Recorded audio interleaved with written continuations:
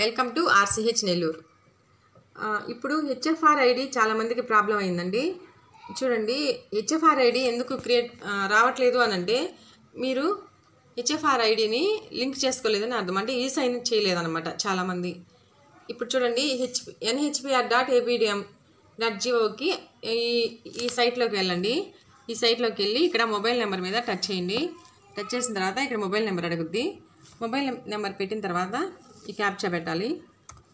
పెట్టిన తర్వాత లాగిన్ అయితే ఓటీపీ వెళ్ళొద్దండి. మీరు ఓటీపీ పెట్టి లాగిన్ అవ్వగానే ఇట్లా ఇంటర్ఫేస్ వస్తుంది. తర్వాత దాని మీద కూడా లాగిన్ అవ్వాలి.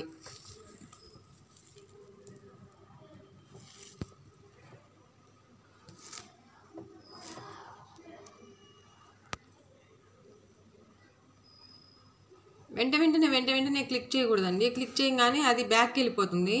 కాసేపు వెయిట్ చేస్తే వస్తుంది.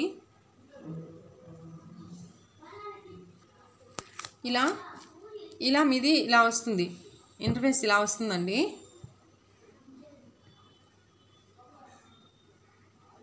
మొత్తం మీది ఓపెన్ చేయగానే ఇలా మొత్తం వివరాలన్నీ వస్తాయి. ఆ తర్వాత మన ఫోటో దగ్గర పెన్ మార్క్ ఉంటుంది. పెన్ మార్క్ని టచ్ చేసిన తర్వాత ఎడిట్ ఆప్షన్ అనమాట. పెన్ మార్క్ అంటే అది టచ్ చేసిన తర్వాత కాసేపు ఆగితే ఇలా వస్తుందండి.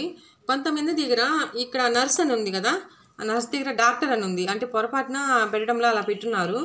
అందువల్ల కూడా చాలామందికి హెచ్ఎఫ్ఆర్ ఐడి క్రియేట్ అవ్వలేదు.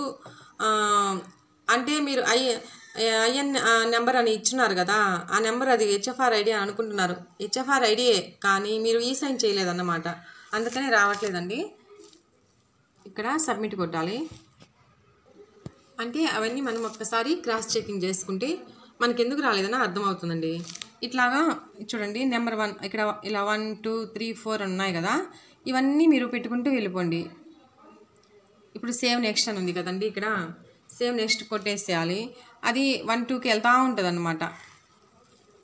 ఇక్కడ చూడండి, సేవ్ నెక్స్ట్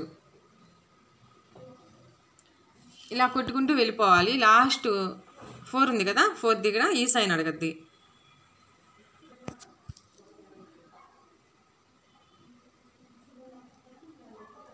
ఇప్పుడు 2కి రాకుండా ఆగిపోయింది అనుకోండి, అక్కడ మనం ఏదో రాంగ్ చేస్తుంటాము, అందుకే అది రాలేదని అర్థము. అంటే ఇక్కడ చాలామంది ఇక్కడ ఫొటోస్ కూడా అప్లోడ్ చేయలేదండి.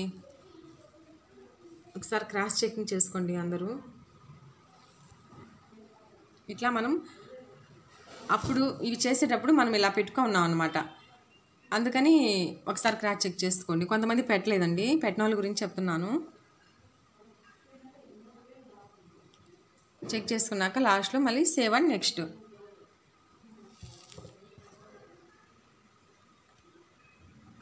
చూడండి, సెకండ్ కూడా టిక్ మార్క్ వచ్చింది. తర్వాత థర్డ్ కూడా ఇలా మళ్ళీ సేవ్ అండ్ నెక్స్ట్. ఇక్కడ మనం వెయిట్ చేయాలి. చూడండి, ఇలా రావాలన్నమాట. ఇక్కడ అప్రూవ్డ్ అని ఉండాలి. ఒకవేళ అప్రూవ్ ఉన్నా కూడా మనము ఒకసారి చెక్ చేసుకోవాలన్నమాట, అప్రూవ్ అయిందా లేదా అని అనేసి. సేవ్ అండ్ నెక్స్ట్ కొట్టిన తర్వాత ఇట్లా ఫోర్త్ స్టెప్ 1 2 3 4 ఇవన్నీ టిక్ మార్కులు పడాలండి. అప్పుడు పడితేనే మనకి హెచ్ఎఫ్ఆర్ ఐడి కరెక్ట్గా ఉన్నట్టు అర్థము. చూడండి, ఇక్కడ కిందకి వెళ్తే ఈ సైన్ ఉంది. చూడండి, ఇక్కడ ఈ సైన్ టిక్ మార్క్ పెట్టి ఇక్కడ ఈ సైన్ చేయాలి.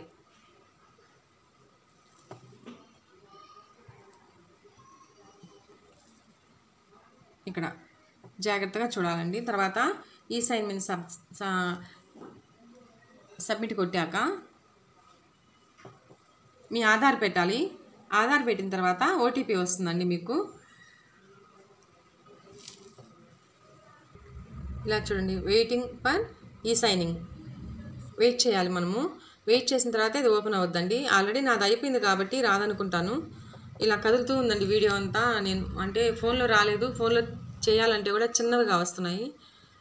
అందుకని ఇలా ల్యాప్టాప్లోంచి ఫోన్లో చేస్తున్నాను. అందుకే ఇది షేక్ అవుతుందండి. అంటే మనకి చెప్పడం ఒకటే ఇంపార్టెంట్ కదా, అందుకని నేను చెప్తా ఉన్నాను.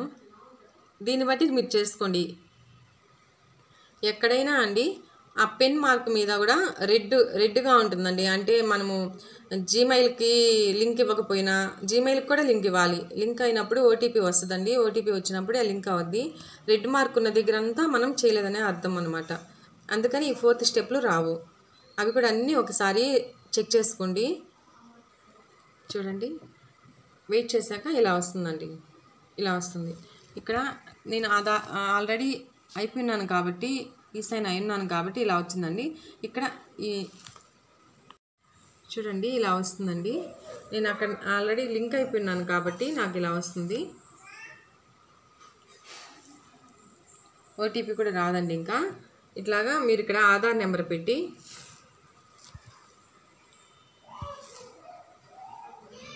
ఓటీపీ వస్తుంది. ఓటీపీ వచ్చిన తర్వాత గెట్ ఓటీపీ కొట్టిన తర్వాత అప్పుడు సైన్ లింక్ అయినట్టండి. అప్పుడు మాత్రమే మనకి హెచ్ఎఫ్ఆర్ ఐడి వస్తుంది. ఓకే అండి.